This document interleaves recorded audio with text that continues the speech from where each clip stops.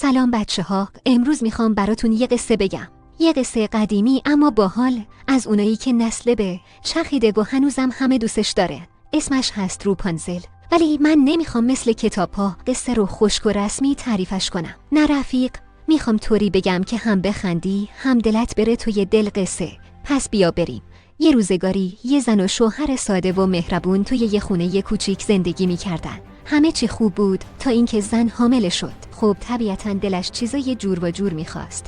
یه روز از پنجره نگاه میکرد بیرون که چشمش خورد به یه باغ پشت دیوار. یه باغ خیلی خاص که مال یه جادوگر ترسناک بود، از اون جادوگرا که بهتر هیچ وقت کاری به کارش نداشته باشی. زن توی اون باغ یه سبزی خاص دید. اسمش بود روپانزل.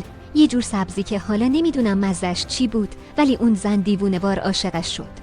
هر روز می نشست لب پنجره و می گفت اگه از این سبزی نخورم میمیرم. خب شوهر هم گفت باشه عزیزم، یه کاری میکنم.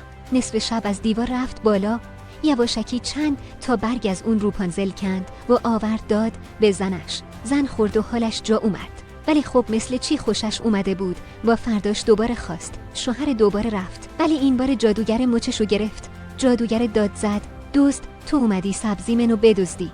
مرد با ترس گفت جون عزیزت، زنم حامل است، دلش خواسته، منم فقط خواستم آرزوشو برآورده کنم. جادوگر یکم فکر کرد، ابروهاشو بالا انداخت و گفت باشه ببخشمت غیره، اما یه شرط داره. بچه‌ای که به دنیا میاد مال من باشه.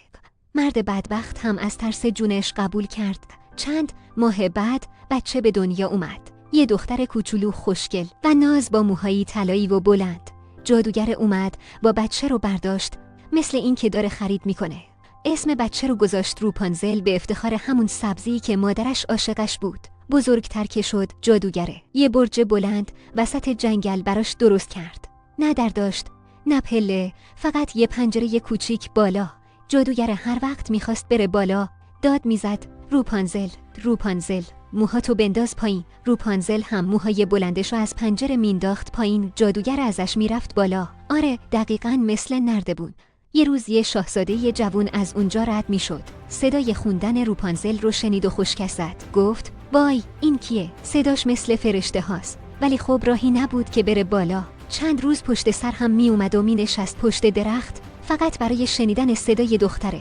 یه روز شانسی دید جادوگر اومد و گفت روپانزل، موهاتو بنداز پایین. شاهزاده با خودش گفت ایول، رمز ورودش همینه. فرداش شاهزاده اومد و همون جمله رو گفت. روپانزل هم فکر کرد این جادوگرست، موهاشو انداخت پایین.